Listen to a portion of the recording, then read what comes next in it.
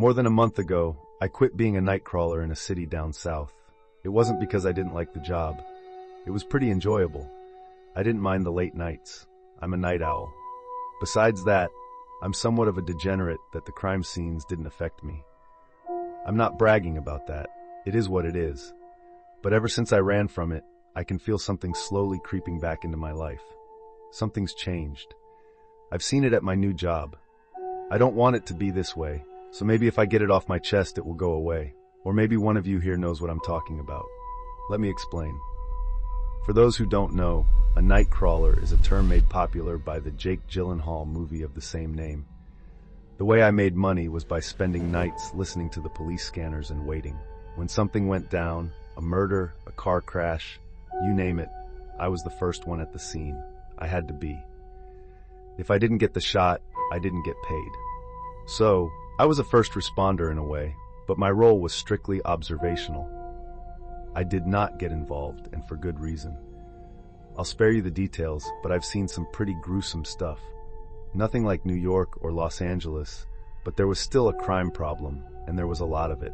I was happy to make money as a young guy with no degree and no connections. I also felt like I was pretty good at it, too.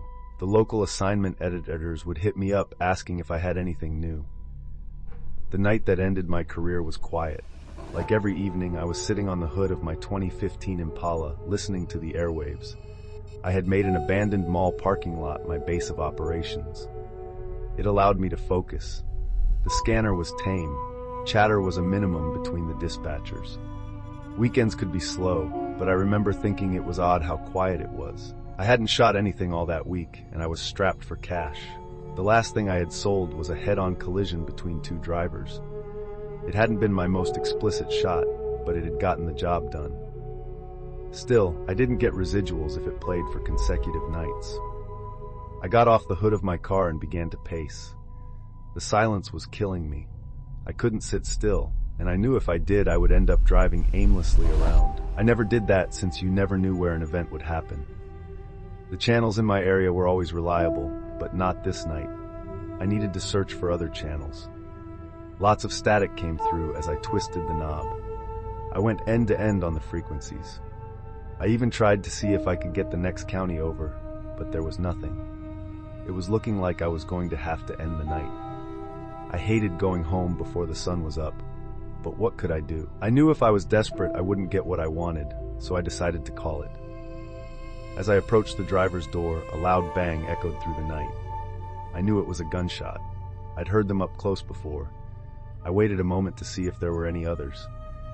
As soon as it went quiet, I flipped on the main police frequency. 331 calling all units. 331 calling all units. An all-unit call meant the shooting was of high importance.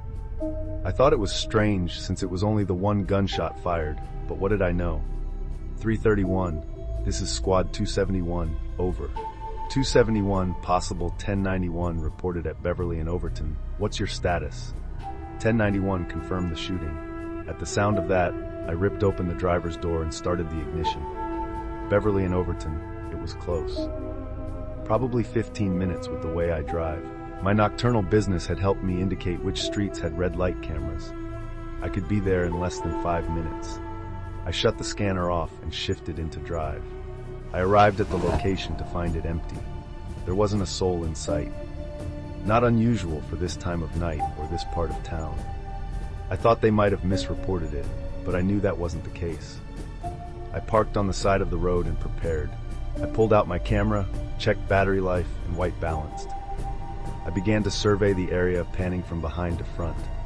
Sometimes I'm able to see better through the camera.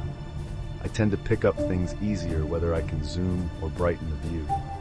As I came around the front, I finally saw it. My thumb instinctively hit record. There was a body, about 10 yards in the distance. I hadn't seen it when I first arrived because it was in all black, a suit from what I could tell. It was lying halfway in the bushes on the sidewalk. As I held the shot on it, I watched the wind ruffle the fabric. I felt my free hand reach for the door handle but froze. The leg in the street stretched out. It was alive. I'd never captured anything like this before. I just sat and let the camera roll. I'd get paid well for this one. I could see the dollar signs. The stations would eat it up. My mind fell into the bliss of finally having a paycheck again. I could feel my shoulders fall. I sank back into my car's cloth seats. Bang! Bang! Bang! A fist hit against my door's window. I jumped and looked over. A woman in a red dress and streaky makeup was staring at me. She looked worn out like she'd run a marathon. Her voice was muffled as she kept screaming for me to turn the camera off. I didn't recognize I had it pointed at her. Old habits. At first, I didn't think to put it away, but then I noticed her gun. It wasn't aimed, but I lowered the camera. I rolled down my window to hear her better. "I need your help," she shouted. "Cops are on the way," I said. "You don't understand. They can't help." "They can. Just let them do their job," I said. She gripped the snub-nosed revolver in her hand so tight her knuckles were white. I might have seemed a little too calm here, but this is just how I remember it. In the corner of my eye, the red light was still lit on the camera. It was going to be one hell of a shot. "He's not going to die from this," she said and waved the gun. "Are you sure?" "Unless you run him over." I was speechless.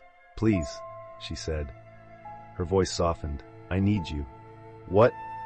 "He's not a man. He's something else." Clearly, this woman was out of her mind. The two of them had probably gotten high on some pills or something, and now she was having a psychotic break. It sounded more plausible than the man being something else. I knew I had to keep calm and try my best to keep myself out of trouble. "I think you should wait for the police," I said. I gently released the camera and let it fall into my crotch. I didn't make a move for the gear shifter, but I was preparing. It seemed like the barrel of the gun was coming my way.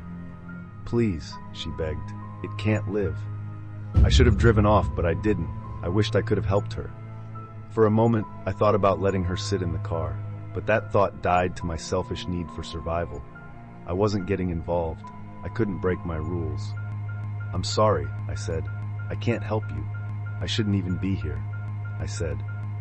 My hand crept to the gear shifter. My foot hovered over the gas pedal. Click.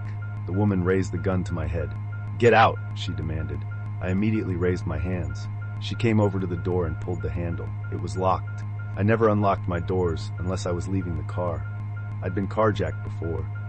She tried to force it open, but it was not happening. I remained motionless. "I will shoot you. I'm not afraid." I watched as the barrel met my direct line of sight. The darkness was deep down the nozzle. I could see each of the bullets in their chambers and the one empty pocket.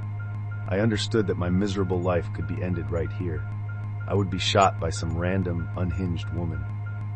Seemed like a fitting end, but that was halted by flashing red and blue lights. The woman turned to the police. I heard a shout while she raised her weapon. A barrage of gunfire was unleashed. Soon she was on the floor. Somehow my camera had made it back to my hand. I captured the whole thing. The police rushed up to the woman and began assisting her. One shouted at me to see if I was okay, but I pointed at the body in the distance. I panned to see if he was still there, and he was. However, he was standing.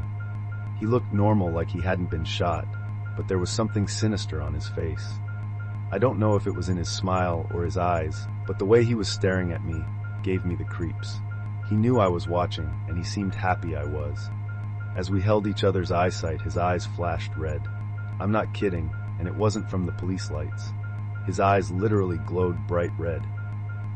The cop banged my open window with his flashlight. I looked over with the camera. "Step out of the car," he said. He was a heavy-set guy with a big beard. No gun was pulled, but he didn't look too happy. "You have to help him." I pointed over to the man standing and smiling. The cop looked over. He looked back. "Are you high? Get out of the car." You probably saw that one coming. But still, imagine my shock when I panned over once more to find that the smiling man was gone. The area was empty. The cop opened my door from the inside. The two officers interrogated me. They took my camera, searched my interior, and breathalyzed me. They weren't sure if I was a dealer or this woman's pimp. After telling them everything, and then checking the video, they sent me on my way home. They kept my camera, obviously. On any other night, I would have been upset, but I knew this was my last. The next week, I moved. I surprisingly found a job as an archivist at a newsroom. It's simple and boring, but I operate the same hours as before. It's steady, which I'm thankful for, but it's gotten strange. Sometimes I'll see some footage that I thought was mine, and it makes me chuckle. But I'm beginning to worry. I've been seeing the smiling man. At first, I thought it was just hallucinations from the long hours. Nope, he's in all the videos. The cameramen don't notice him, but I do. He's at every crime scene, and he's always smiling, always watching. I've done my best to not watch the videos because I can't stand to look at his face. One day coming home from work, I thought I saw him in my reflection. I'm beginning to believe the woman. He's not a person. He's something else. Thanks for watching my video. Remember to like and subscribe for more.